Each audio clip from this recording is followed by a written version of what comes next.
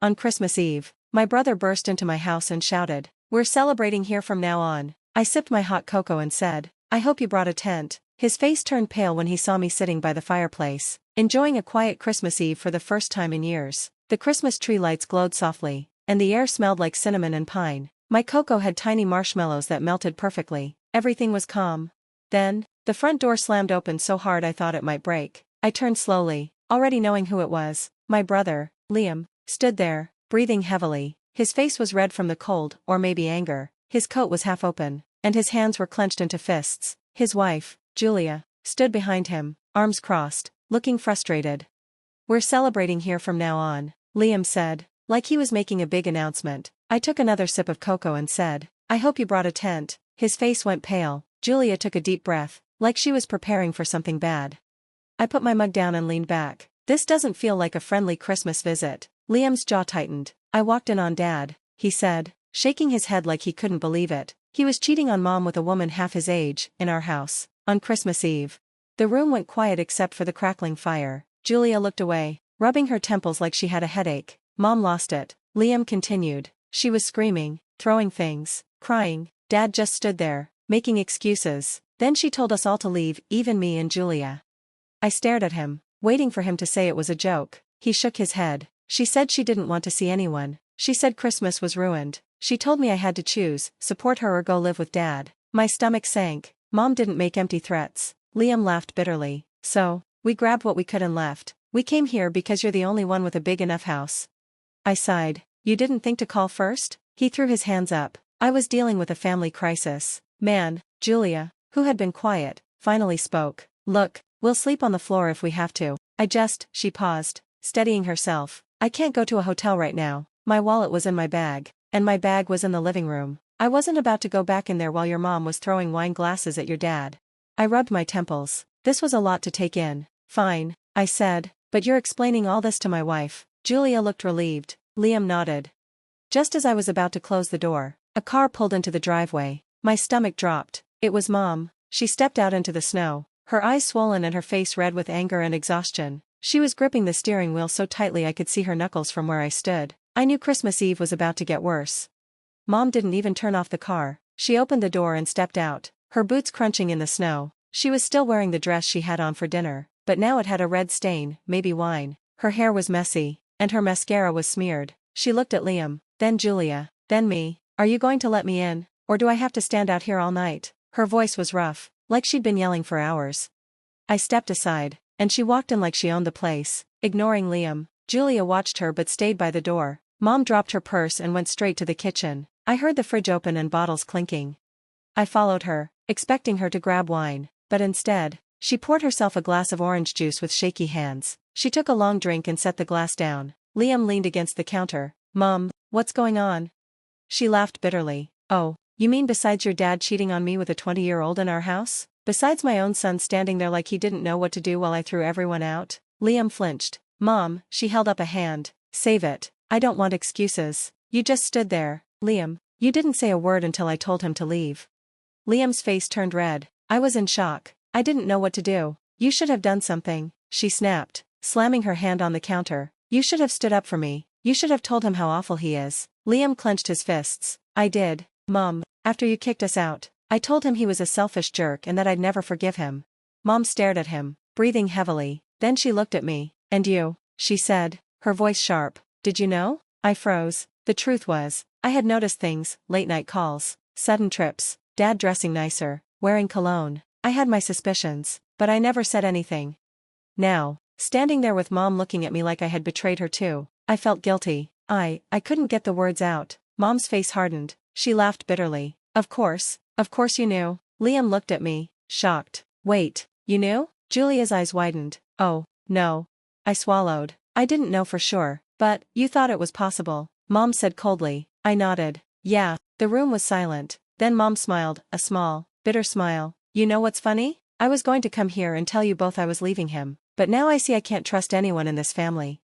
Her words hurt more than anything. "Mom, that's not fair," Liam said. She turned on him. "Not fair? I gave that man 35 years of my life. I built a home with him. I raised you too. And now, on Christmas Eve, I find out he's been cheating, and my own sons didn't even warn me."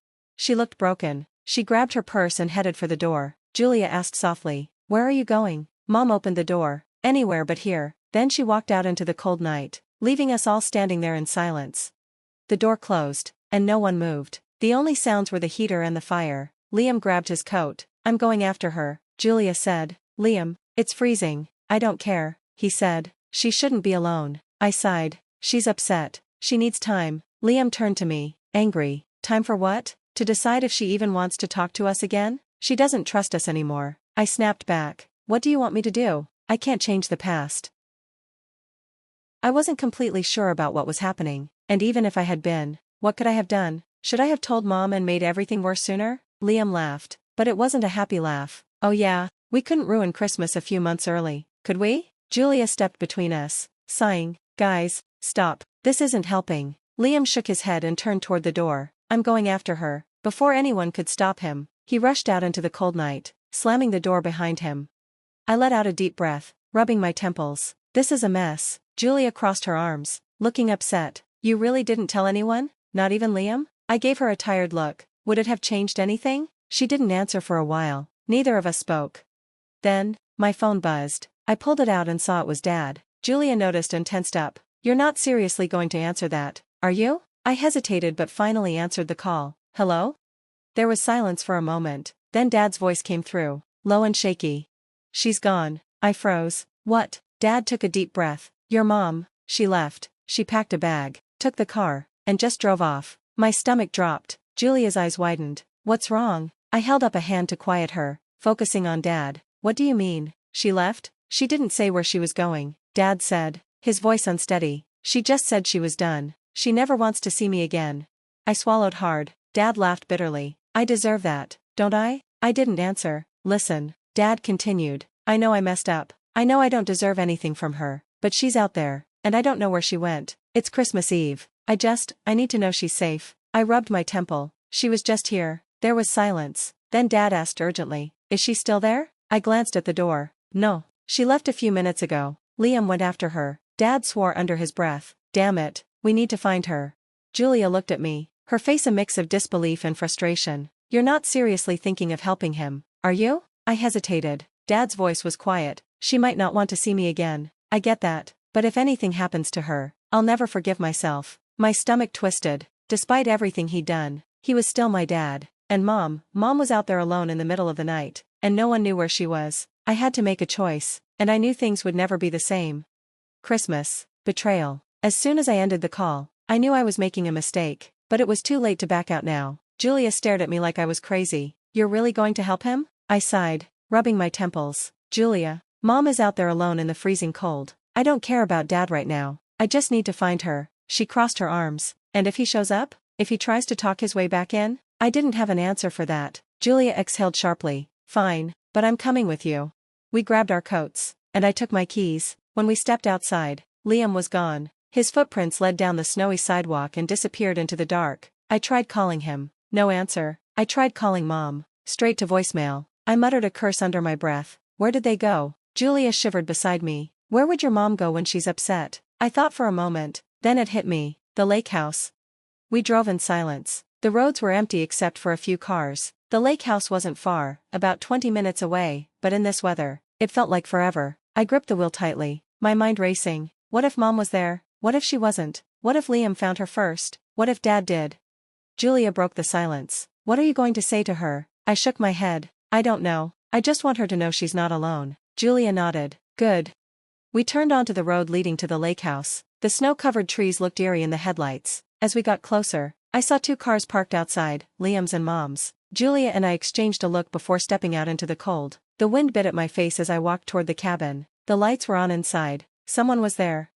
I knocked once. No answer. I knocked again. Harder this time. The door opened, and Liam stood there. His face was red from the cold, or maybe from arguing. His eyes were wild, and his jaw was tight. "She's inside," he muttered. I walked past him and saw her. Mom was sitting on the couch, wrapped in an old blanket, staring into the dying fire. She looked small and lost. I swallowed the lump in my throat. "Mom." She didn't look at me. "You shouldn't have come." I hesitated, then sat across from her. "Neither should you." She let out a weak laugh, but there was no humor in it. I just needed to get away. I glanced at Liam. "What happened?" Liam sighed. rubbing his face. She won't come home. She says she's done. Julia, who had been quiet, spoke up. Can you blame her? Liam shot her a glare but didn't argue. I turned back to Mom. Where will you go? She finally looked at me. I don't know. I just know I can't stay there anymore. The room fell silent. Then, another car pulled up outside. My stomach dropped. We all knew who it was before we even saw him. Dad. The door opened, and there he was. He looked different, tired and defeated. His coat was covered in snow, and his eyes were bloodshot. Mom stiffened. Liam stepped closer to her, like he was ready to protect her. Julia stayed still. Dad's voice was quiet. Can we talk? Mom laughed bitterly. Talk? Now you want to talk? Dad swallowed hard. I know I don't deserve your forgiveness. You're right, you don't, Liam said, his voice shaking with anger. Dad looked at him. I understand if you hate me, both of you, but this isn't about me, it's about her. He turned to Mom. I just needed to see you, to make sure you're okay. Mom shook her head, gripping the blanket tighter. You don't get to do this, Robert, not after what you did. Dad's face twisted with guilt. I know, he took a deep breath. I ruined everything. I betrayed you. I hurt you, and I'll never be able to fix it. Mom's eyes filled with tears. Why? Her voice was barely a whisper, but it carried so much pain. Dad looked away. I don't know. Liam scoffed. Bull. Dad ran a hand through his hair. I wish I had a good excuse, but the truth is, I was selfish, I was stupid, and I destroyed the one thing that mattered. Mom took a shaky breath. Did you love her? Dad flinched. No. Mom's lip trembled. Then why? Why was she worth throwing away 35 years? Dad's face crumpled. She wasn't. The room was silent. Julia shifted uncomfortably. Liam looked away. Mom wiped her eyes. You need to leave. Dad hesitated, then nodded. He turned to Liam and me. I know I don't deserve to ask for anything, but I hope one day you'll understand. Liam's face was hard. I won't. Dad looked at me. I wanted to say something, but I couldn't. He nodded, like he already knew my answer, then walked out into the cold. We listened as his car started and drove away. Mom let out a long breath, her whole body shaking. Julia sat beside her, holding her hand. Liam stood by the fireplace, his jaw tight. I sat there, staring at the floor, trying to make sense of everything. We stayed at the lake house that night. No one said much. In the morning, Mom made coffee. Liam and I sat at the table, sipping in silence. She looked at us and sighed. I'm going to file for divorce. Liam nodded. Good. I swallowed hard. What do you need from us? She smiled sadly. Just to know I'm not alone. And for the first time in a long time, I knew she wasn't. None of us were. Christmas was different that year. No big family dinner. No presents under the tree. No pretending everything was perfect. But somehow, despite everything, it felt real. And maybe that was enough.